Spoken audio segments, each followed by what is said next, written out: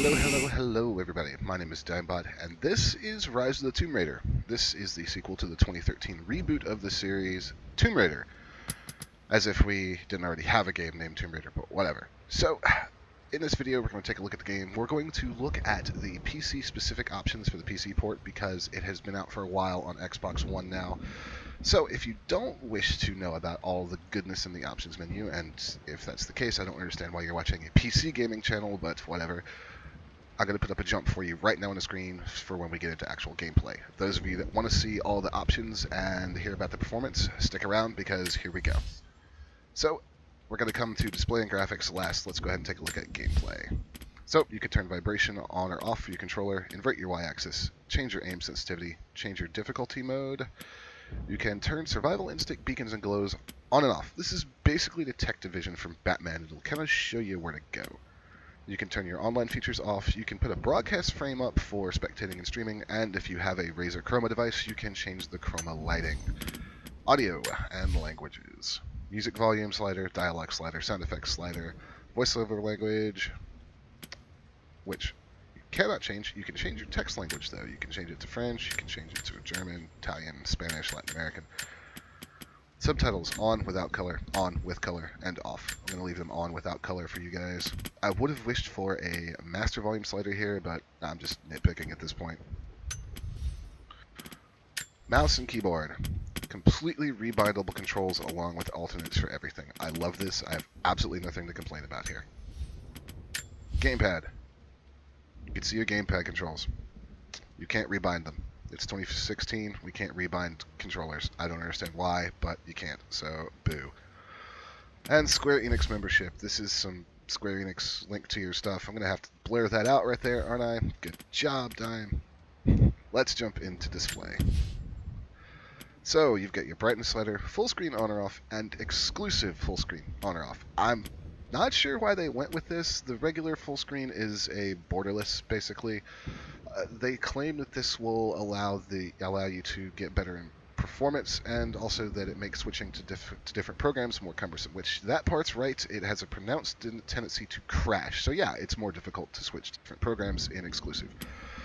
You can change your monitor, which I love for people like me that have multiple monitors. Resolutions, got a wide range available. I don't understand why this isn't a drop-down though.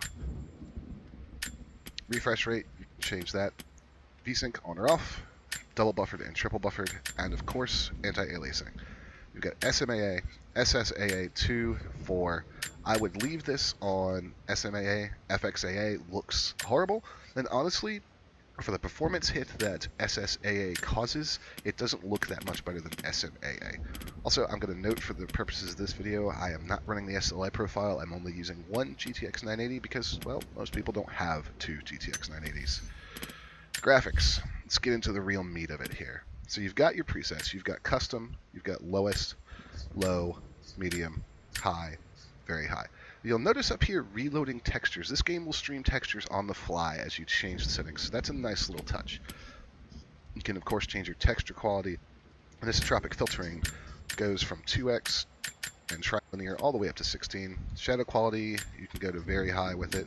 Sunsoft shadows, very high. HBAO, which is ambient occlusion, and it gives you a tooltip for each of these, which is nice. So this is going to be adding depth by doing realistic lighting increases in quarters. I would leave this to on. HBAO Plus is a huge resource hog. You can see that even here on the menu, when I turn it on, we start losing frames. Depth of field, level of detail, tessellation now. Tessellation, screen space reflections, these can definitely have an impact. So this is going to be things like, I'll show you Lara walking through snow and the snow will deform accurately. Screen space reflections, I've never been able to figure out what this effect is. Dynamic foliage, this has a low, medium, and high or off setting. This is going to be interactive foliage and grass, so when you walk through low-lying bushes and grass, they actually react. This is going to be blur, vignette blur, and motion blur. Now, I'm capturing this with shadow play. I'm going to leave these on for the purposes of this video. Note that turning them off doesn't really seem to make a huge difference as far as I'm concerned with performance. Pure hair. This is a GameWorks effect. This is going to make Lara's hair work better. Turning it on and off can definitely increase graphics. So I'm just going to leave it on lens flares and screen effects. So it's a pretty good options menu. Now I'm going to leave everything as is for right now. I may tweak it a little bit when we get in game, but I want to kind of show it running on higher settings. And that being said, we're going to hop back and take a look. You have your single player options, you have expeditions, which is multiplayer, online leaderboards, and then the marketplace. This will allow you to buy cards for expeditions. And oh look, you can buy them for real money if you want. Oh, well, it didn't ask me on that one. Just flip all cards. You can buy these for real money, so if you are not a fan of microtransactions in your game, there you go, purchase with money. Well, they're in here. Fortunately, they are for the multiplayer. Let's go ahead and continue. And I'm going to be jumping around a little bit, showing you guys some different environments. Now, this game is not installed on an SSD for me right now, but the loading times aren't really that bad. One thing you will notice when we get in is that this game attempts to hide some of its loading by streaming in textures once you're in game, so you'll notice the frame rate will probably dip significantly and then begin to tip back up as the game finishes its loading. So I appreciate trying to shorten up the loading times, but it can make your first few seconds in gameplay a little sluggish. Now, I'm going to be playing with an Xbox One controller. You can play it with mouse and keyboard. You can also hot swap between them. I tend to like the controller a little bit better for this. Although I've noticed some weird input lag sometimes with either method of control, so it's a little strange. So you notice we just dropped down to 20 frames per second, and it's going to slowly start coming back up. There.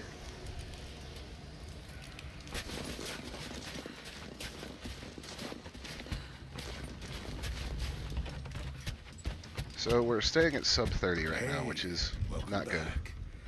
If you found any more gold, I've got gear for you. Right. So this guy sells you Try to be discreet, okay? weapons from the black market, and you give him coins and things that you found. Let's go ahead and drop this a little bit. One of the problems I do have with this game is that it seems to have some pretty weird issues with the port. It doesn't appear to be optimized very well. I'm not at all certain why.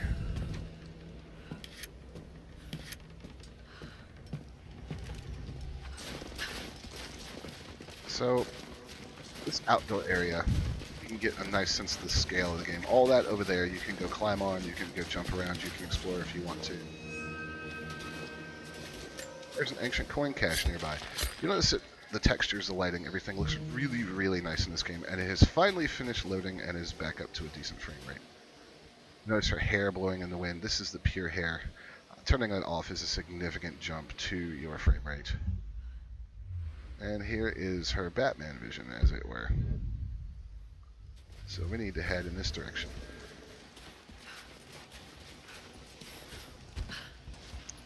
As with the last game, Laura is animated very smoothly. Actually, some really nice animations in this game. Oh.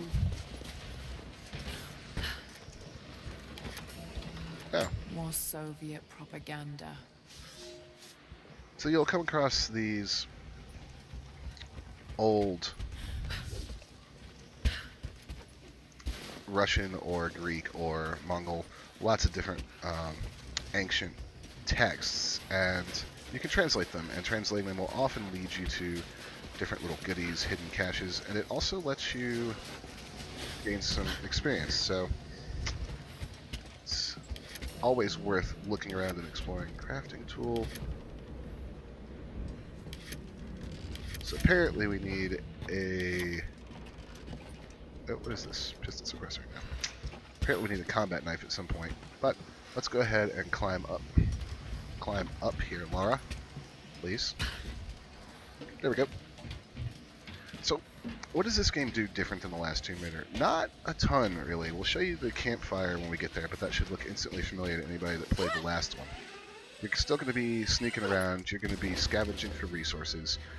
You're going to be, in this game, trying to stop the Trinity. We've had trouble with the natives. Our communications were offline, but A little bit of a story cutscene here.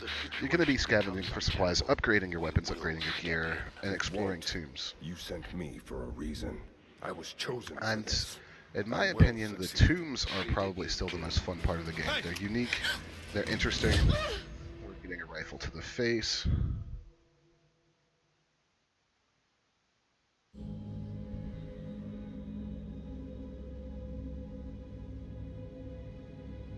Oh, this doesn't bode well for us.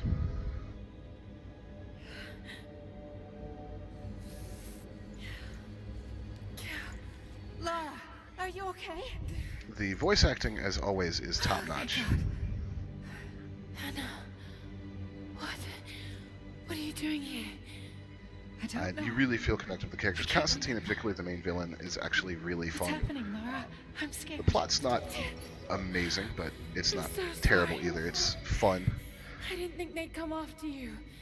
We're gonna go ahead and skip this real quick.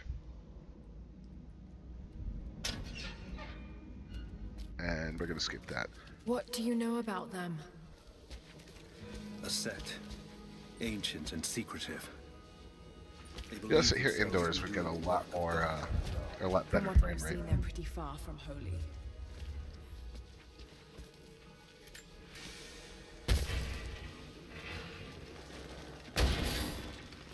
And this is one of the problems the game has, is that the frame rates vary wildly from indoors to outdoors.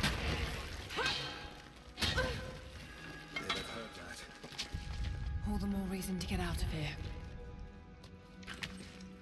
But this is a good example of Lara's animations. They're really good, really draw you into the moment, and a lot of the game is destructible, which adds the sense of moving through crumbling ruins and structures that aren't exactly the safest.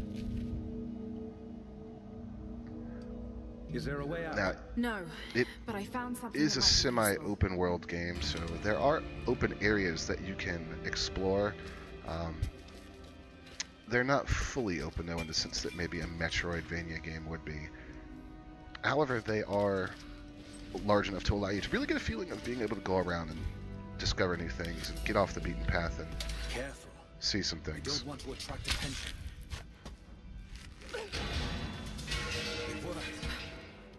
Can you get out? Yes, yes, we can. Wait. Let me out. I can help you. I can't trust you. We may not be enemies. I can see that. I suspect you do too. I work better alone. I know the layout. I know the land. As you can see right here, her facial expressions, I'm a all the fast characters' learner. facial expressions are really, really good.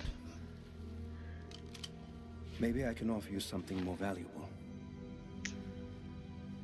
I know what you're all after. I'm just going to skip this real quick. Move. The guards will be coming through on rounds any moment. Do Obviously, you know the way better out? Yes.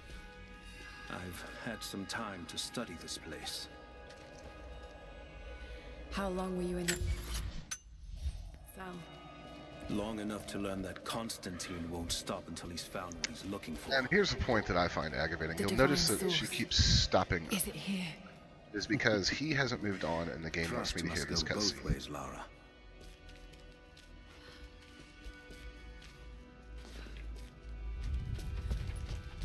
What is this? A history lesson. This place has its own scars. Wow. The Soviets sent prisoners here to This work is in the pretty cool. mines. Those are ancient. You'll find What's also the- these audio I finally logs laid my scattered around. trails bare. And You'll have to ask them. I have a We have to go. perk We for you are safe to here. regain or gain It extra was a work experience camp. by exploring. It's called Avid Learn. So, a really nice little perk and part of the customization of leveling up in this game. And here is a chest we can open. So, very much as with the first game, you use your tools in a variety of ways to interact with the levels. So, you always kind of feel like you're doing something It new and doesn't unique look in this like game. mining. It looks like an excavation. It's, possible. Which They I dug find to be anywhere really they caught a hint of satisfying. wealth. Mhm. And now let's get out of here. What I'd really like to do is get out of this area and show you guys a little bit of the open world gameplay and some of the different areas that are available in this game. Our best chance of escape is to make our way to the old train yard. And what then? My village is in the valley on the other side of the mountain. We'll be You safe. kind of want to always be looking for resources. So, how does the game play as far as the controls? Well, it's snappy. It responds fairly well. I've got some input lag every now and again, but for the most part, you have pretty good control over what you're doing. And the controls are intuitive. Lara has a good sense of weight and momentum behind her. And as you can see, obviously the game is just simply stunning. And it really feels like you're on an adventure as you go through mines, as you explore ancient ruins. I'll take care of it. In fact, I think what we'll do is exit to the main menu real quick and hop back in a different spot and show that to you guys because I have a save game. There we go. I will take a look, travel around to some different locations, and do a little combat and kind of show you guys some of the other core systems in the game. Now that we've seen some cinematics and seen how good it looks up close.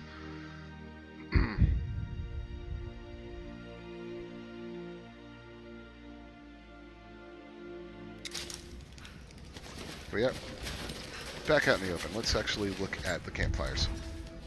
So here is where you can upgrade Lara. You have skill points you can spend in one of 3 different trees: the Brawler tree, the Hunter tree, and the Survivor tree. Each one of them is going to give you different perks. For example, I have Lightfoot. I can fall a substantial height and press B to roll when land, and I won't get damaged. I can also gain a chance at recovering my arrows when looting enemies I killed with the bow. And for Brawler, dodge counter.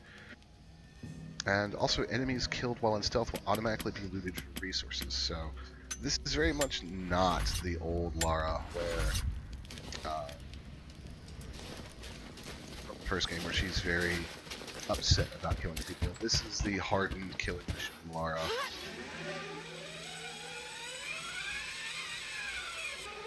And you'll notice that now that we're in an outdoor area, the frame rate's a little bit all over the place. But that's okay, because it's kind of stabilized a little bit. Actually, one thing I particularly like is some of the little sliding animations. Here's something good to show you guys. There is actually a challenge tomb nearby. Also, out first, a lot of areas are, our tree branches are able to be climbed on, so you might get a little bit of an Assassin's Creed-y vibe from it. But what we're going to do is we're going to head for that challenge tomb, and I'll show you guys a little bit of that. So out in the wild out here, you're going to be hunting, you're going to be, in fact,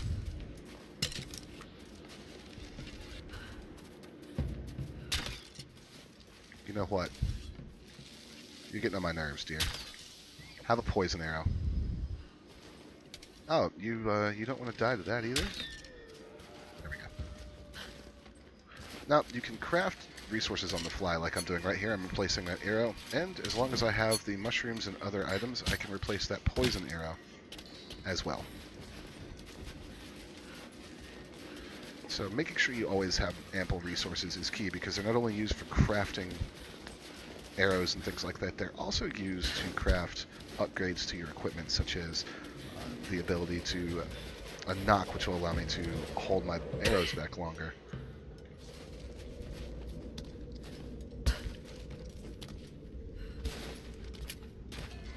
Here we go. So there is a tomb near here, and we're going to go ahead and walk on down. There's lots of little contextual things that really add to the game with the developer's attention to detail, like her automatically pulling out the glow stick, but also hanging on to it for a minute, and then putting it away. And just traversing in the game is a lot of fun. You have all these options like using your hooks, and of course the rope is in there, and the tools from the first game are still in here as well. You just need to unlock them, because apparently Lara lost them or something. I'm not really sure. So here we are, down in the tomb, and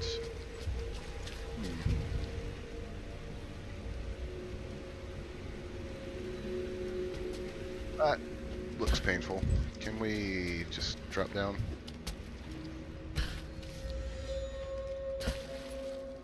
I've already drained the water from this place, so head on over here. And this is where I really get some enjoyment out of the game, is this core of exploration. Oil cask. Here we have another campfire. Also, you'll see that Lara looks great when she gets wet. That didn't sound Water's right. eroding everything. At this rate, there won't be much left in a few decades. Ancient cisterns. So here you can kind of get an idea of the scale of the environments in this game, the tombs, and just how gorgeous everything looks. So we're going to head on over here and just see what we can do. And something's bound to go horribly wrong right here.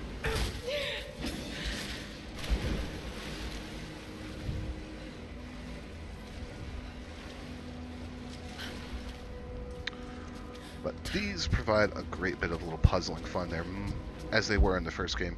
Very much callbacks to the original Tomb Raider, allowing you to puzzle and explore your way around to solve these ancient tombs and get to some really neat treasures. Everything is given a little bit of backstory by Lara, examining things, giving you some feedback on what they are, the people, cultures behind them. It's really a nice touch, and as I said before, I enjoy doing these sometimes more than I enjoy doing the main part of the game, which speaks to how well they're designed. Just not to say that the main gameplay is not fun, but sometimes I grow tired of the constant shooting and killing, and I just want to come into a tomb and steal everything that isn't nailed down.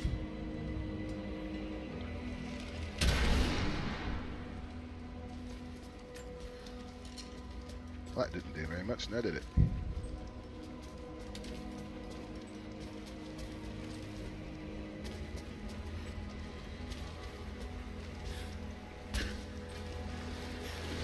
Also dive underwater if you so choose, although Lara will drown relatively quickly. She also does not have the magical ability to jump out of water, which is a refreshing change from a lot of other games.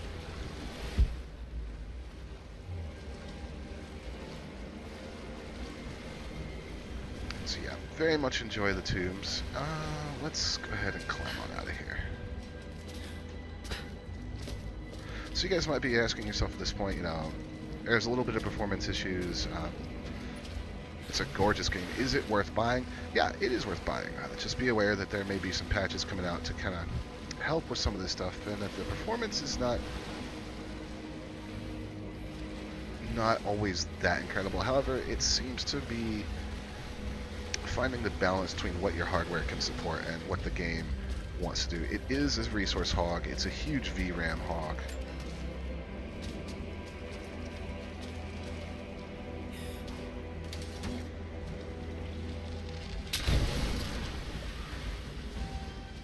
But once you get past that, it actually is quite a fun game. There's a lot to like in it. A lot of good story, a lot of good design elements. And I am looking forward to finishing the rest of it, maybe on stream, maybe not. But yeah, guys, that has been a look at Rise of the Tomb Raider, the PC port.